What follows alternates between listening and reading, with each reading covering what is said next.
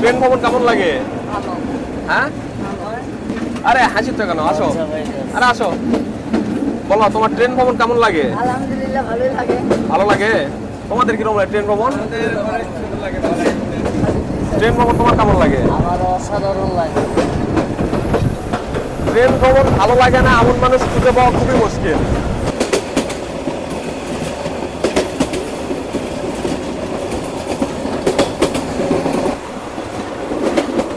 সান্তাহার থেকে বুড়িমারি চলাচলকারী এই রুটের অবস্থা খুবই খারাপ। সোনারপাড়া থেকে গাইবান্ধা যাওয়ার পথে আমাদের এই রেল ট্র্যাকটা কিন্তু মানুষজনের বাড়ির উপর দিয়ে চলে গেছে। আমরা এক কথায় মানুষজনের বাড়ির উঠানের উপর দিয়ে চলে যাচ্ছি। এই যে এই লোকোমোটিভটাই কিন্তু আমাদের সান্তাহার থেকে গাইবান্ধাতে নিয়ে আসলো এবং আমরা গাইবান্ধাতে নেমে গেলাম। আর এই লোকোমোটিভ সহ আমাদের এই ট্রেন করতোয়া এক্সপ্রেস এটা কিন্তু চলে যাবে বুড়িমারি। এই ট্রেনের লাস্ট ডেস্টিনেশন কিন্তু বুড়িমারি পর্যন্তই, আর এটা ছাড়ে কিন্তু সান্তাহার থেকে। স্বাগত সবাইকে মেহেদি আনসিন ওয়ার্ল্ডের নতুন আরও একটা ভিডিওতে। রাইট নাও এই মুহূর্তে আমি অবস্থান করছি সান্তাহার রেলওয়ে জংশন স্টেশনে। আজকে আমি আপনাদের মাঝে এক্সপ্লোর করব বাংলাদেশ রেলওয়েতে যুক্ত হওয়া সর্বপ্রথম এক্সপ্রেস ট্রেনগুলোর মধ্যে অন্যতম একটি ট্রেন করতোয়া এক্সপ্রেস। এই করতোয়া এক্সপ্রেস ট্রেনে করে আজ আমি সান্তাহার থেকে যাব গাইবান্ধা রেলওয়ে স্টেশনে। চলুন আপনাদের একটু এই ট্রেনটা ঘুরে দেখাই।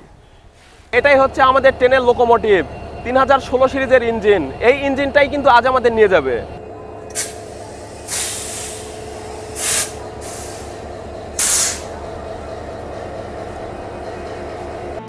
রাষ্ট্রপতি হুসাইন মোহাম্মদ এরশাদের শাসনামলে 17 জানুয়ারি 1986 খ্রিস্টাব্দে উদ্বোধন করা হয় এই করতোয়া এক্সপ্রেস ট্রেনটি।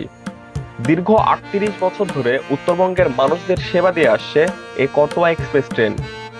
এই করতোয়া এক্সপ্রেস ট্রেন উত্তরবঙ্গের মানুষজনের কাছে খুবই সুপরিচিত একটি ট্রেন, কিন্তু সেই হিসেবে এই ট্রেনের কোনো উন্নয়ন নেই বললেই চলে। এটা বলা যেতেই পারে সান্তাহার টু বুড়িমারি রুটে চলাচলকারী এক অবহেলিত ট্রেনের নাম করতোয়া এক্সপ্রেস। আপনাদের এবার ট্রেনের ভেতরটা একটু ঘুরে দেখাই, আসুন। এই ট্রেনের ভিতরে সবকিছু বেশ পরিষ্কার পরিচ্ছন্নই ছিল, আর যদিও বা এটা পুরাতন ব্রেক দ্বারা পরিচালিত, তারপরেও এর সিট কোয়ালিটি বেশ আরামদায়ক ছিল।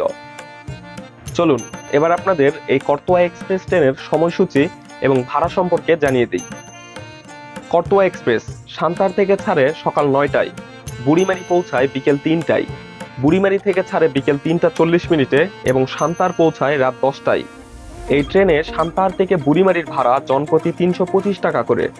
এই ট্রেন এয়ার ব্রেক যুক্ত ইরানি রেক দ্বারা পরিচালিত। তাছাড়া এই ট্রেনে 8টি শোভন চেয়ার, 2টি পাওয়ার কার এবং 1টি লাগেজ ভ্যান রয়েছে। এই ট্রেনের আসন ব্যবস্থা একটা শ্রেণীতে পরিচালিত, সেটা হচ্ছে এস চেয়ার বা শোভন চেয়ার। এটাতে কোনো এসি সিট নেই। নির্ধারিত সময় থেকে 25 মিনিট লেটে আমাদের ট্রেন কিন্তু ছেড়ে দিল সান্তাহার রেলওয়ে স্টেশন থেকে। সান্তাহার থেকে যাত্রা শুরু করে আমাদের ট্রেনের next stoppage Bogura railway station. Bogura আর সান্তাহারের মাঝে আমাদের ট্রেন অতিক্রম করবে দীর্ঘ 54 কিলোমিটার যাত্রাপথ।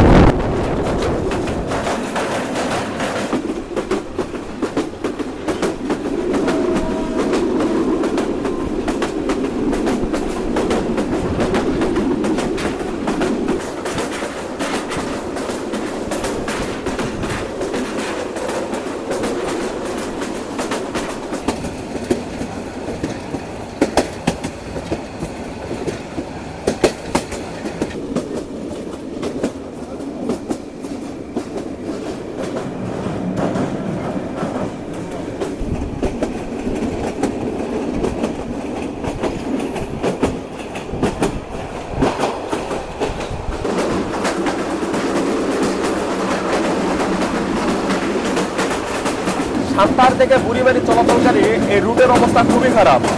এদিকে ট্র্যাকের অবস্থা এতটাই খারাপ যে ট্রেন শুধু জাম্পিং করতে করতে সামনের দিকে এগিয়ে যাচ্ছে।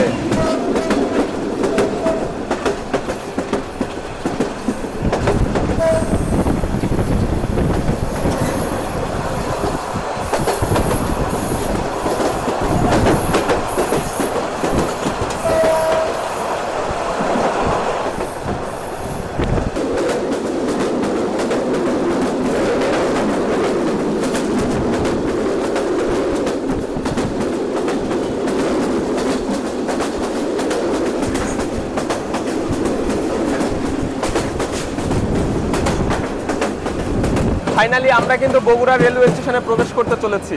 আমাদের ট্রেন কিন্তু বগুড়া রেলওয়ে স্টেশনে প্রবেশ করছে। এই বগুড়া রেলওয়ে স্টেশনের প্ল্যাটফর্ম কিন্তু বিশাল বড়। এই যে এটা হচ্ছে বগুড়া রেলওয়ে স্টেশনের প্ল্যাটফর্ম।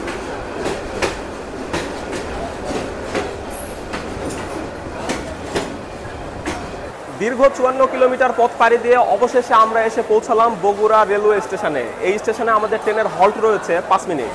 বগুড়া রেলওয়ে স্টেশনে আমাদের ট্রেন 5 মিনিট হল্ট দিয়ে আবারও যাত্রা শুরু করলো সোনাতলা রেলওয়ে স্টেশনের উদ্দেশ্যে।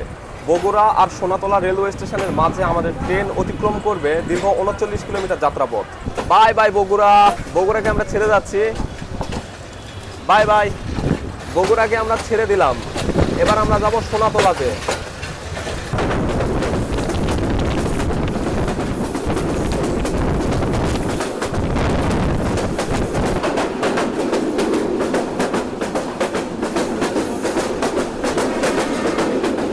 ট্রেন ভালো লাগে না এমন মানুষ খুঁজে পাওয়া কিন্তু খুবই মুশকিল।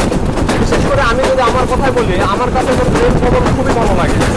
আপনাদের কার কাছে ট্রেন ভালো লাগে আমি জানি না, কিন্তু আমার কাছে ট্রেন খুবই ভালো লাগে। আজকের আবহাওয়া কিন্তু খুবই সুন্দর। আকাশে কোনো রকমের কোনো রোদ নেই এবং খুবই সুন্দর একটা আবহাওয়া। গেটে দাঁড়িয়ে আছি, সুন্দর শীতল একটা বাতাস শরীরে এসে লাগছে। খুবই অসাধারণ লাগছে, খুবই অসাধারণ।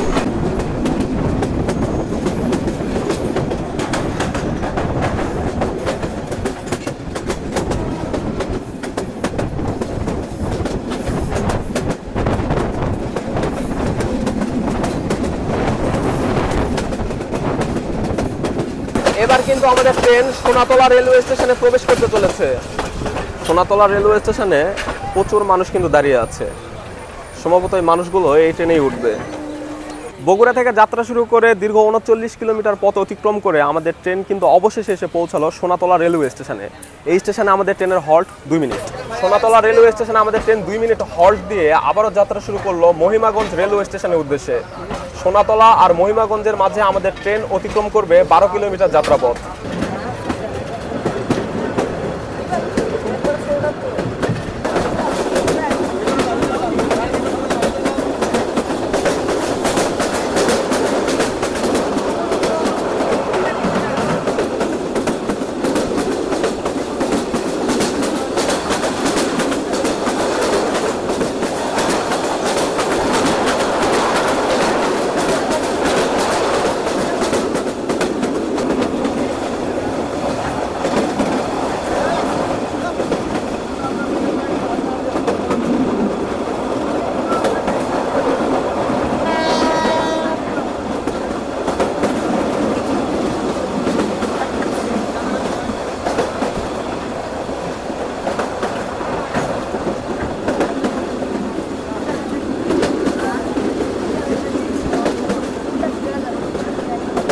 এবার আমাদের ট্রেন কিন্তু মহিমাগঞ্জ রেলওয়ে স্টেশনে প্রবেশ করছে। এই যে এটা হচ্ছে মহিমাগঞ্জ রেলওয়ে স্টেশনের প্ল্যাটফর্ম।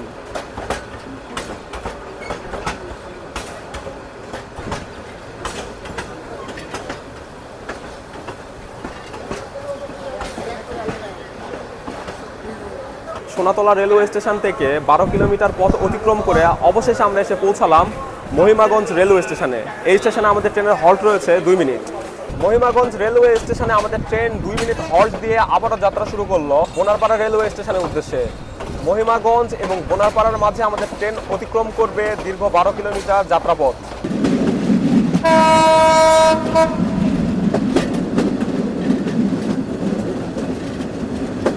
কেমন লাগে তোমার ট্রেন ভ্রমণ? কেমন লাগে? হ্যাঁ, আরে হাসির তো কেন? আসো, আরে আসো, বলো তোমার ট্রেন ভ্রমণ কেমন লাগে? আলহামদুলিল্লাহ ভালোই লাগে। ভালো লাগে। তোমাদের কিরকম লাগে ট্রেন ভ্রমণ? ট্রেন ভ্রমণ তোমার কেমন লাগে? আমার অসাধারণ লাগে।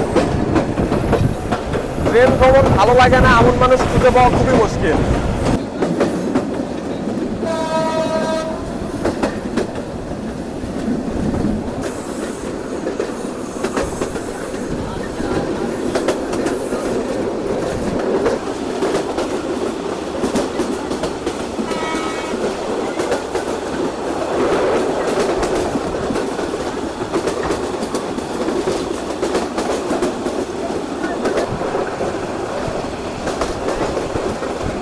এবার কিন্তু আমরা বোনারপাড়া রেলওয়ে স্টেশনে প্রবেশ করতে চলেছি। এই যে দেখুন আমাদের ট্রেন বোনারপাড়া রেলওয়ে স্টেশনে প্রবেশ করছে।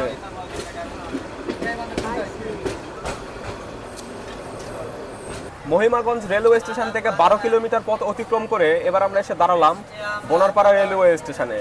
এই স্টেশনের পরে কিন্তু গাইবান্ধা রেলওয়ে স্টেশন, আর ওই স্টেশনে কিন্তু আমরা নেমে যাব। আর আমাদের এই ট্রেন কিন্তু চলে যাবে সরাসরি বুড়িমারিতে। এবার আমরা বুড়িমারি যাচ্ছি না, আমাদের লাস্ট গন্তব্য গাইবান্ধা রেলওয়ে স্টেশন, আর আমাদের এই ট্রেনের লাস্ট গন্তব্য Burimari railway station.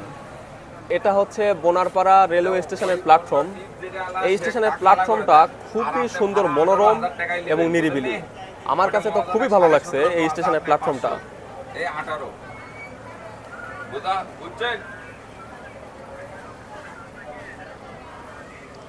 Bonarpara railway স্টেশনে আমাদের ট্রেন 2 মিনিট হল্ট দিয়ে আবারও যাত্রা শুরু করলো গাইবান্ধা রেলওয়ে স্টেশনের উদ্দেশ্যে। বোনারপাড়া আর গাইবান্ধার মাঝে আমাদের ট্রেন অতিক্রম করবে দীর্ঘ 19 কিলোমিটার যাত্রাপথ।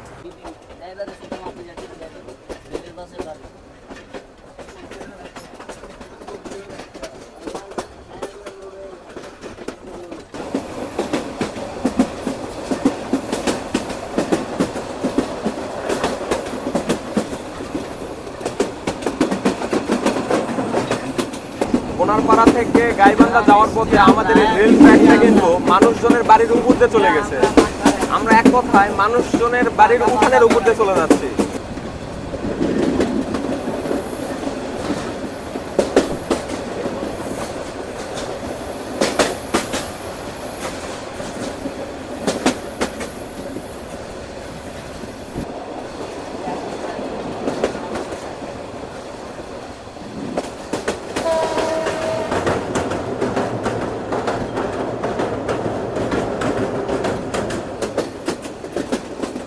বাদিয়াখালী রোড রেলওয়ে স্টেশনে আমাদের ট্রেন ক্রসিংয়ে পড়ছে। ঢাকাগামী লালমনিরহাটের সঙ্গে আমাদের এই স্টেশনে ক্রসিং হবে। তো এই জন্য আমরা অপেক্ষায় আছি, লালমনিরহাট চলে গেলে তারপরে আমাদের ট্রেন ছেড়ে দিবে গাইবান্ধার উদ্দেশ্যে।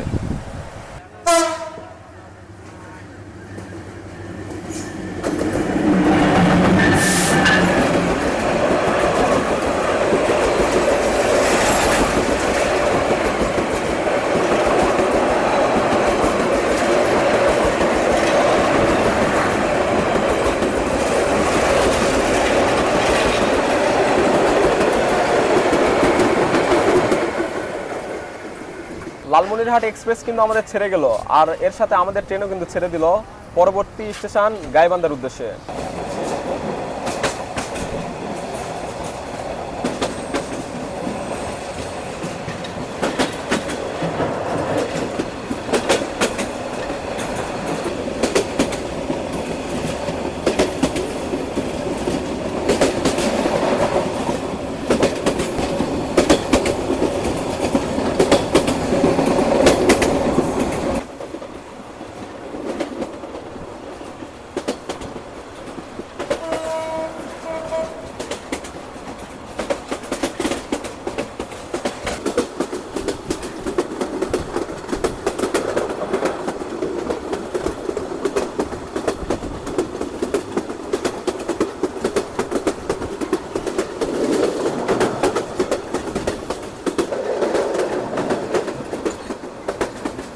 এবার কিন্তু আমাদের ট্রেন গাইবান্ধা রেলওয়ে স্টেশনে প্রবেশ করতে চলেছে। ফাইনালি গাইস, আমরা কিন্তু গাইবান্ধা রেলওয়ে স্টেশনে প্রবেশ করলাম। এই যে এটা হচ্ছে গাইবান্ধা রেলওয়ে স্টেশনের প্ল্যাটফর্ম। প্ল্যাটফর্মটা কিন্তু বেশ বড়সড়। এই যে এই লোকোমোটিভটাই কিন্তু আমাদের সান্তাহার থেকে গাইবান্ধাতে নিয়ে আসলো এবং আমরা গাইবান্ধাতে নেমে গেলাম। আর এই লোকোমোটিভ সহ আমাদের এই ট্রেন করতোয়া এক্সপ্রেস এটা কিন্তু চলে যাবে বুড়িমারি। এই ট্রেনের লাস্ট ডেস্টিনেশন কিন্তু বুড়িমারি পর্যন্তই, আর এটা ছাড়ে কিন্তু সান্তাহার থেকে।